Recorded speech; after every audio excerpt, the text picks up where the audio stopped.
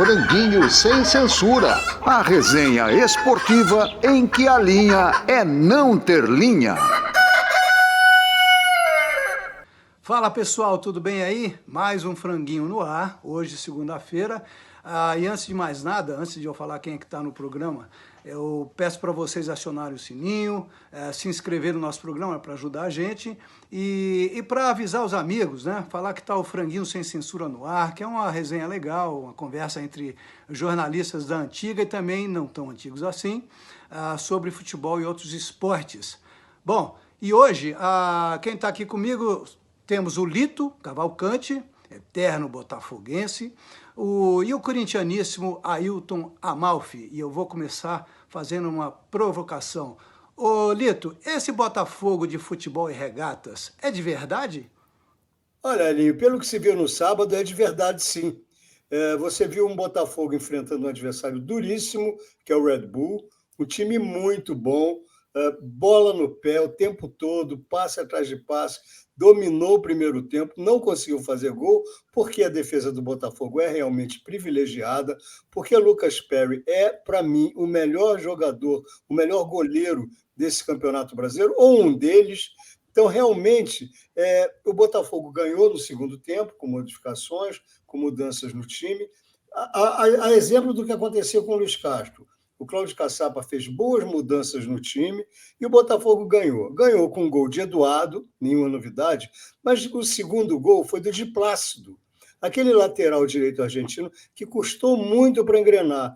E agora, na hora que o Rafael se contundiu, ele elevou muito o padrão dele, se tornou um jogador essencial ao Botafogo e coroou essa atuação com um gol, um belo gol.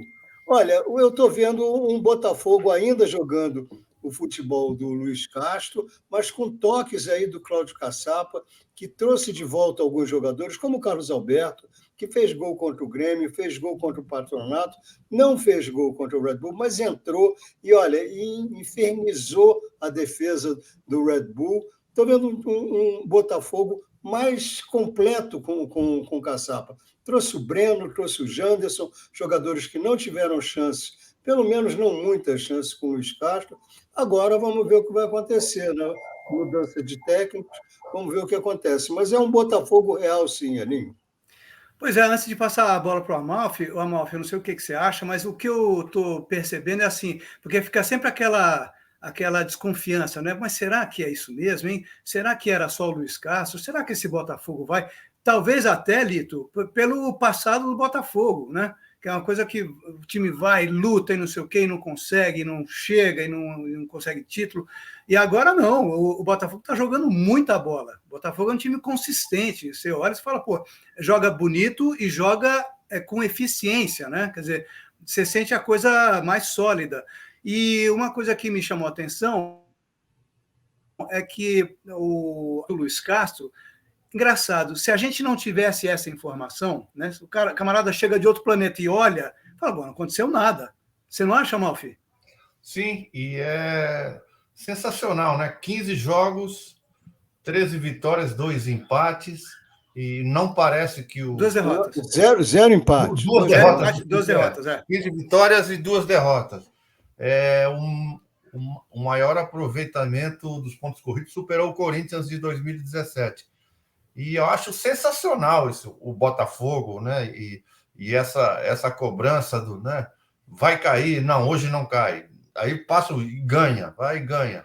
E como vocês falaram, o Luiz Castro parece que deixou um bom alicerce que o Cláudio Caçapa está seguindo, e eu duvido que o Bruno Lage, que vai assumir, vai mudar alguma coisa. E eu queria perguntar a vocês se a convocação da seleção brasileira fosse hoje, fatalmente teria que ter jogadores do Botafogo. Quem vocês acham que seriam convocados? Eu falo no o Lucas Perry, talvez, e o Adrielson. Esses dois, com certeza. Tiquinho, não sei, mas esses dois eu convocaria. E é sensacional. E, Lito, cuidado com a superstição, que é a superstição dá azar, que você falou. Não, aqui não tem superstição, de jeito nenhum. Mas eu acho, Superstição dá azar. irmão, Eu acho que tem Lucas Perry, sem dúvida. Eu acho que tem Adrielson. Eu acho que tem Marçal. Acho que tem Eduardo e acho que tem o Tiquinho. Eu acho que esses 5 jogadores são dignos de convocação. Se vai ser titular, se não vai ser titular, aí entra opinião, entra especulação, mas eu acho que esses 5 jogadores estão num patamar que qualquer discussão de seleção, o nome deles está incluído. Eu também acho. Eu gosto muito do Tiquinho, um jogador forte, e ele é engraçado. Ele tem, às vezes ele me lembra um pouco o Pedro, né? Ou o Pedro lembra o Tiquinho, na coisa da proteção de bola e tal. Você acha que ele vai perder, ele não perde a bola. E também é muito eficaz, né? E o cara chuta bem, faz gol. E eu acho que seleção brasileira é aquele negócio, né, Lito e Amalfi? Joga quem tiver bem no momento. Quer dizer, o cara é craque e tal, mas se ele estiver atravessando uma fase horrorosa, seja por qualquer razão, não deve ser convocado, eu acho. Eu acho que você tem que levar naquele momento quem está jogando bem. E hoje o Botafogo tem aí uns 4 jogadores que merecem estar na seleção, sim. Legal que o Lito listou 5, né? 5 jogadores, né? Como nos anos 70, né? Que na Copa de 70 tinha o Roberto, Paulo César, o Gerson já tinha saído. Rogério, que se machucou. Jairzinho. Mais jogadores do Botafogo. Acho que eram 3, né? Do Botafogo, mas era para ter ido mais, né? O Rogério, o Leônidas, que o Zagallo queria levar. Então, Botafogo, novamente, a base da seleção brasileira, a espinha dorsal, vamos usar um tema novo, a espinha dorsal deve ser o Botafogo, Lito? Eu acredito que sim. Agora tem que ver, logicamente, se esses jogadores se encaixam nos planos, no estilo de jogo do Fernando Diniz. Fernando Diniz tem um estilo de jogo totalmente atípico, totalmente diferente. Só quem joga como o Fernando Diniz joga é o Fluminense. Então, realmente, vamos ter que ver como se encaixa. Agora, se você quer jogadores eficientes em suas funções, que atacam, que defendem, você vê o Tiquinho até na área do Botafogo, sabe? Eu acho que eles não podem ficar de fora. Mas aí é a cabeça de cada um, né? Esqueci o Jairzinho em 70, desculpe. Isso. Ô, Lito, e também tem outra coisa. Você acha que os adversários do Botafogo nesse momento... Porque, deixa eu ver aqui, o Botafogo abriu 12, né? À frente do Flamengo, 12, que é o segundo colocado. Ganhou com 13, aí o Flamengo e o Fluminense empataram. Isso, ganhou 1 ponto. Você sente algum time... Por exemplo, o Flamengo, sendo mais direto na pergunta, o Flamengo, você acha que ele está se encontrando e é um páreo para o Botafogo ou ainda é... Esse Flamengo não me convence muito do Sampaoli. Eu vejo o Flamengo muito frágil na defesa ainda, apesar das experiências do Sampaoli. Acho que do meio para frente o Flamengo vai bem, mas atrás ele me dá bastante desconfiança. Não sei o que vocês acham. Eu acho, concordo plenamente com você, acho que o goleiro não está à altura do plantel, os goleiros não estão à altura do plantel, e eu acho um time que perde a cabeça com muita facilidade. É um time que faz muita falta, sabe? Para jogar o tempo todo com falta. Tem um ataque primoroso, um meio de campo para frente primoroso, bastante bom, mas eu acho que a atitude mental do Flamengo está errada. Emocional, né? Muito passional. Perde toda hora, tá metido em confusão com o juiz, com o jogo. Você sabe de uma coisa, Lito? É que eu acho que o Gabriel Barbosa, ele tem, quer dizer, ele tem a ver com isso, porque eu acho que ele é um dos grandes atores do nosso futebol, mas ele é assim, acho eu, por causa da direção, que ao longo do tempo o transformou num grande craque, não sei o quê, por causa dos gols decisivos nas Copas, né, inclusive Libertadores. E aí o cara enlouqueceu, quer dizer, ficou aquela coisa grande, eu sou imenso, eu sou maravilhoso, né? E aí eu acho que ele tem uma ascensão sobre o time e ele tem ascensão no lado bom e no lado ruim. Você não acha não, Amalfi? Eu acho que você tocou um assunto interessante, porque às vezes o Flamengo, e isso tem um pouco com a cultura do Flamengo, o Flamengo ele se acha maior do que é, e perde alto. Isso é bom e ruim, tem os dois lados. Mas, por exemplo, aquela fala do Braz, Real Madrid pode esperar, como se o Real Madrid fosse ter medo do Flamengo. Ninguém tem medo do Flamengo. Você tem medo de um time. Antigamente falava que tinham medo, na época do Zico, tinha assim, medo de jogar no Maracanã. Ninguém tinha medo de jogar no Maracanã, tinha medo do time do Zico. Né? A frase do deixou chegar, né? Deixou chegar. Então, isso aí para o Flamengo é bom e ruim. Eu acho que o Gabigol comprou esse barulho, que vestiu o manto sagrado, todo mundo tem medo. Isso é bom e ruim para o Flamengo, porque o Flamengo é um grande time, a maior torcida do mundo, talvez só perca para o Chivas, que tem uma discussão, Chivas do México. Mas o Flamengo ele não é esse assombro todo. Ninguém que entra para jogar contra o Flamengo tem medo do Flamengo por causa da mística da camisa do Flamengo. Tem medo do time. O pessoal tinha medo do time do Zico. É um time provocador, principalmente por causa da cultura do Flamengo, né, Lito? E o Gabriel Barbosa é isso, ele é um provocador. Agora, te garanto que o Botafogo não tem medo do Flamengo, tanto que foi lá e ganhou, né? Então, essa história de ter medo do Flamengo, amigo, se impõe em 90 minutos no campo. Lito, não com lero-lero. É isso aí. Historicamente, né, os flamenguistas mais experientes como nós, os botafoguenses mais experientes como nós, eu já vi muito torcedor do Flamengo que diz que gosta mesmo de ganhar do Flamengo, por causa dos anos 60, que o Flamengo era um saco de pancadas, né? É a história da feira, né? O Manguinha falava. Ciclos, né? O Manga falava, vou fazer a feira porque o bicho está garantido. Aos vários ciclos. Houve ciclos em que o Botafogo ganhava do Flamengo, goleava. Houve ciclos que o Flamengo goleava, principalmente o Flamengo do Zico, goleava o Botafogo, mas não goleava o Botafogo, goleava quem chegasse pela frente. Por quê? Porque era um time que jogava bola. Era um time que dava prazer ver. Hoje em dia, o Flamengo ele desperta a má vontade dos adversários. Eu gosto de ver hoje o Botafogo, o Fluminense e, às vezes, mas é assim, lampejo, assim, às vezes o São Paulo, às vezes, com o Dorival. São Paulo está vindo aí, hein? São Paulo está vindo aí. São Paulo está vindo e está vindo com força. É um time para se prestar muita atenção. O Pato entrou ontem, fez seu gol. São Paulo já está em quarto, amigo. Está com 25 pontos, sabe? Bem, 25 vai comparar com os 39 do Botafogo? Não compara. Mas vai comparar com os 26 do Grêmio e com os 27 do Flamengo. Uhum. E uma pauta que a gente até chegou a conversar, mas não chegou a desenvolver, o que faz um técnico apagador de incêndio, né?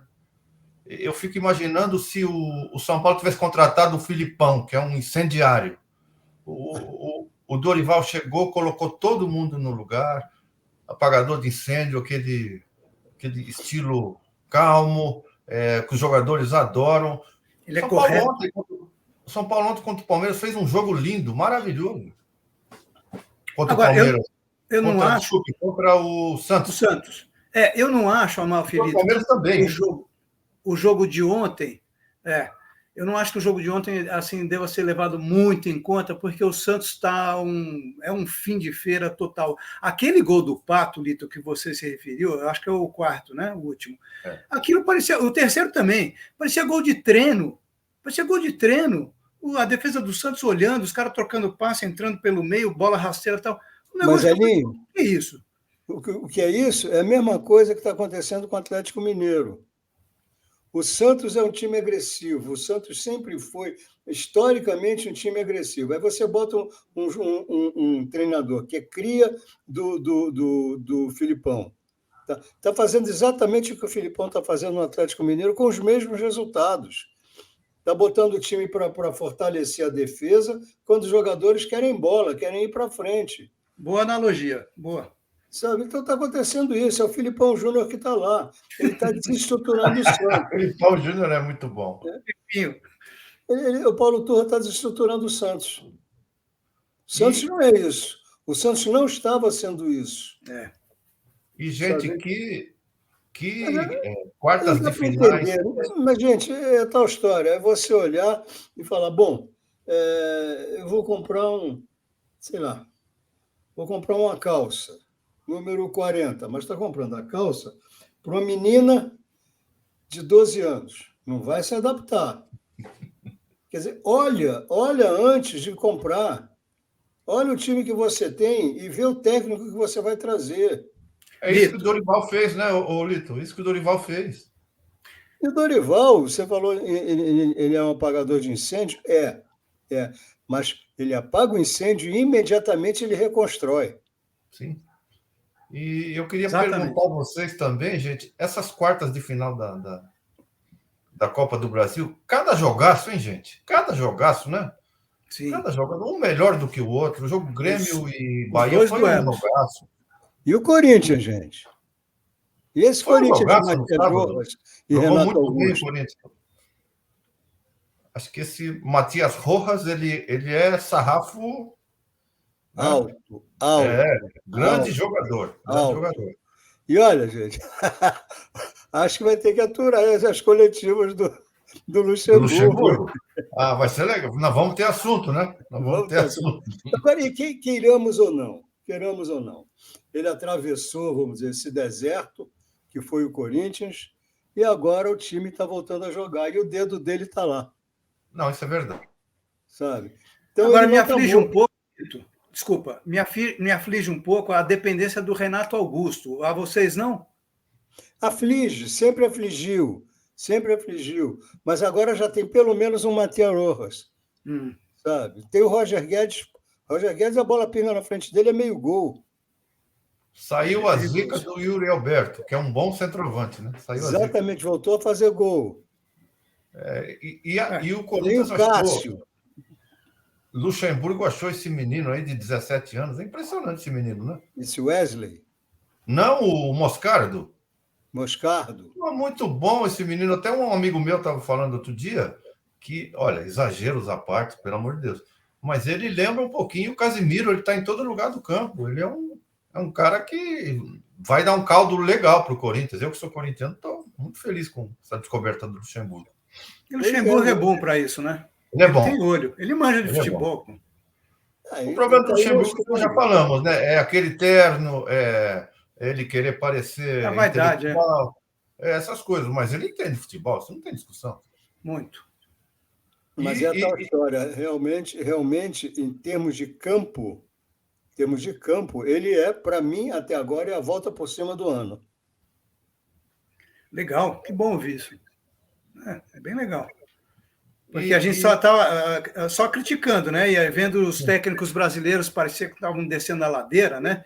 Eu acho que ao lado do Luxemburgo, o Lito, é porque você colocou como volta por cima, né? Não seria o caso do Dorival. Mas o Dorival, depois que aconteceu com ele no Flamengo, que eu acho que ele nunca deveria ter saído do Flamengo, né? Ter tirado o Dorival. Mas eu acho o Dorival um grande técnico. Ele não só é apagador de incêndio, como ele é um construtor, e agora ele está mostrando que ele consegue manter isso, está fazendo isso no São Paulo, né? Porque o São Paulo virou um time muito chato de se enfrentar. O Palmeiras que o diga, né? O Palmeiras tem uma história, está consolidado, tem um ótimo técnico, os jogadores se conhecem há um bom tempo, o esquema tático já é muito conhecido, está todo mundo familiarizado, e o São Paulo tirou o Palmeiras. Então, tem essa coisa também. Eu acho que o Dorival é um técnico muito, muito sério, muito bom, e eu ainda adoraria ver o Dorival na seleção brasileira, mesmo. Pode ser até uma hipótese. Sem dúvida, ele é ótimo treinador, ele é um cara que mantém muito bem a cabeça do time, né? Você não vê um time se desesperar em campo com ele. Agora, gente, e o Palmeiras? Não foi só São Paulo, não. Agora foi jogar com o Inter, 0-0. Está patinando, né? Está patinando. E a torcida está começando a dar sua contribuição negativa. A torcida do Palmeiras voltando a ser o que era. A torcida do Palmeiras é a torcida mais impaciente do Brasil, do Mercosul e talvez do mundo, né? Mais que a do Flamengo, né, não, Amalfi? E falando eu acho que o Palmeiras está patinando, precisa contratar, e a tia Leila está sendo pressionada a isso. Mas falando da Copa do Brasil, que a gente tinha falado, por incrível que pareça, os confrontos mais desequilibrados foram em São Paulo e Palmeiras. O São Paulo jogou muito melhor as duas partidas. As outras foram todas equilibradas. Mesmo que o Flamengo tenha ganho de 2-0 lá do Atlético Paranaense, Mas o Atlético Paranaense chutou acho que 3 bolas na trave, jogou muito bem. O Grêmio ganhou nos pênaltis do Bahia. Não, o Grêmio quase perdeu para o Bahia, pô. O Corinthians também, o América atacou o Corinthians 3-2, um jogaço. Foi um belo jogo. Belo... Eu não entendo o América em último no campeonato. Pois é. Não entendo. Não dá para entender o que jogou contra o Corinthians, o que veio para cima. E não acho que é só opção, não, viu, Lito? Opção pelas Copas, sabe? Aquela coisa. Sim. Não. Porque é muita diferença. Está lá embaixo no brasileiro. É o último disparado, né? Pois é. Deixa eu ver aqui. Hoje tem um jogo com Vasco, né? Coitado. América e Coritiba, é isso, né? Os dois últimos. Vasco e Coritiba. Vasco e América. Vasco e América. Curitiba já jogou. Vasco e América empatou. 9. Empatou com o Cruzeiro. Com o Cruzeiro. Olha aqui, ó, Malfilito, ó. O Bahia é o primeiro fora da zona, tá? Com 13 pontos. Aí depois vem Goiás e Coritiba com 11 e Vasco e América com 9. Tudo grudadinho ali, mas eles estão muito longe, né? Aí depois que vem tá o Corinthians está com 15. Aí que está o problema. O Corinthians tem um jogo a menos, né? Talvez, é verdade. Grêmio, né? Acho que é contra o Grêmio. E realmente ver o América não. Se alguém tivesse vindo alguém de fora do Brasil, tivesse visto aquele jogo do América e falar esse time de camisa listrada, camisa linda do América. Tem gente, que camisa linda do América. Esse time de camisa listrada verde e preto está em último lugar, não iria acreditar. Cara. Jogou muito bem o América. Muito legal de ver o time do América. Agora vamos ver o que nos reserva essa noite de segunda-feira, né? Ainda temos uma rodada a ser completada, nada que vai mexer lá na frente, acredito, mas menos que o Corinthians ganhe do Grêmio. Bom, o Grêmio ganha do Corinthians, ele volta para segundo lugar, vai para 29 pontos, né? Ainda fica a 10 do Botafogo. Mas ele vai ter um Corinthians enjoado pela frente, hein? Sim. O Lito e Amalfi, e o Internacional do Mano, hein? Vai ficar nessa coisa. É um negócio meio morno, né? Uma vez eu falei para um amigo meu que o Internacional. Ó, nós vamos ser massacrados agora, mas vou falar. Já falei no Botequim, vou falar agora, né? O Internacional é o Tottenham. É o Tottenham do Campeonato Brasileiro. Sempre corre, fica em vice, está em segundo lugar, vai ser campeão, termina em sexto. É o Tottenham do Campeonato Brasileiro. Não tá ali junto com o Cruzeiro. De vez em quando ganha um que tinha que ganhar, de vez em quando empata um que não devia empatar. Vamos ver o que acontece. Mas ontem teve um bom resultado, empatou com o Palmeiras. Foi um resultado bom para o Inter, ruim para o Palmeiras, mas... mas então, Lito, mas o que você acha que está acontecendo no Palmeiras? Por que o Palmeiras tem colhido resultados não tão bons como antigamente? Quer dizer, antigamente é pouco tempo atrás, né? Olha, eu não sei te dizer, mas eu olho e vejo um time cansado. Sabe? Cansado, eu não digo cansado fisicamente. Cansado do cotidiano, do convívio, talvez. Como? É o cotidiano, o convívio, aquela coisa, a mesmice. Um time que, não sei se vulgarizou o bom momento, mas eu vejo um time com um pouco menos de... Não é falta de empenho, é falta de eficiência. Eu acho que... Os caras estão correndo, estão se matando, mas não está indo... E aí junta a torcida com aquela contribuição habitual que a gente conhece e lamenta. Aí fala, o Leile, em vez de comprar avião, vai comprar jogador. Pô, sabe? Os caras do meio da rua não têm uma planilha na mão, não é do Palmeiras, né? Mas tem a solução para tudo. E eu acho que o repertório do Abel, ele precisa criar um outro repertório. Esgotou, porque quando o Palmeiras está no sufoco, vai para o escanteio e o Gustavo Gomes ou o Luan vão lá para cabecear. É o que eles têm feito. Quando o Palmeiras não joga, quando não cedem o contra-ataque para o Rony, para o Dudu, o Palmeiras tem dificuldade. E o Veiga parece que não está dando conta da zona de criação. Eu acho que o Abel precisa... Oi? Não, completa.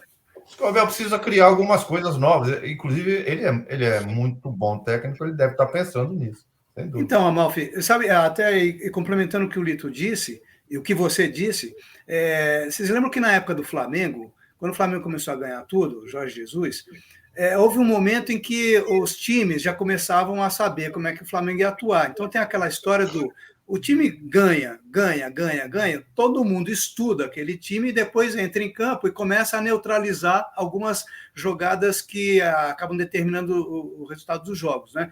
Eu acho que o Palmeiras talvez esteja acontecendo isso com ele também. E isso tem a ver com o que você falou, Amalfi, de que o Abel tem obrigação, quer dizer, obrigatoriamente ele precisa descolar outras ideias, porque está todo mundo já sabendo como é que joga o Palmeiras. Eu acho que a música dele já tocou muito no rádio, ele precisa compor um outro samba, entendeu? Precisa compor um outro samba. Mas ele tem banco para mudar jogo. Né? Fazendo uma metáfora com a música. Ele tem banco para mudar jogo. O que eu vejo é as mudanças não sendo eficientes. Mas vamos ver. Pode ser fase, deve ser fase, e eles devem estar começando a se incomodar com isso, porque o time está num momento assim, chato, né? Não ganha algum tempo. Então, vamos ver o que acontece. Mas eu acho que não tem nada, a história não tá terminada, não está escrita. Quer dizer, no momento que ele está por baixo, ele é o sexto colocado com 25 pontos, eu acho que é um baixo bem próximo do alto ainda, né? Pode voltar e deve voltar a qualquer momento, né? O próximo jogo deles, qual é? Deixa eu ver aqui, estou com a tabela aqui na mão. Do Palmeiras, você disse? É com Fortaleza em casa, no sábado. É um bom momento para dar uma volta por cima. A Fortaleza é um bom time, né? E não é? Tomou bucha ontem. Em casa, né? Tomou bucha ontem. Pois é. Tem seus momentos para cima e tem seus... Não está muito diferente dos outros times, não. Ô, Amalfi, aliás, falando em música, tivemos uma grande perda, né? Nesta segunda-feira. O nosso querido acreano João Donato morreu aos 88 anos. Um compositor muito original. Ele já vinha dos tempos da Bossa Nova, mas na época da Bossa Nova ele já fazia coisas diferentes. Ele tinha uma batida de piano meio samba, meio caribenha, e um grande compositor, deixa uma obra imensa. Não vai morrer, porque a gente vai ouvir sempre João Donato, né? E sempre discreto, né, Amalfi? Uma coisa discreto, que eu sempre achei legal nele. No meio musical, diz que ele era um cara muito bem-humorado, um gozador.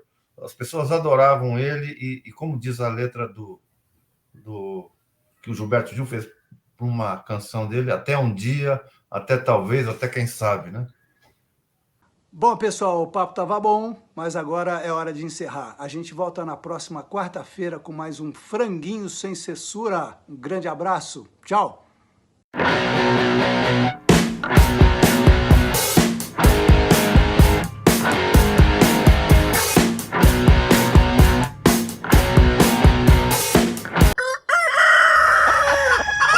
Franguinho Sem Censura, a resenha esportiva em que a linha é não ter linha.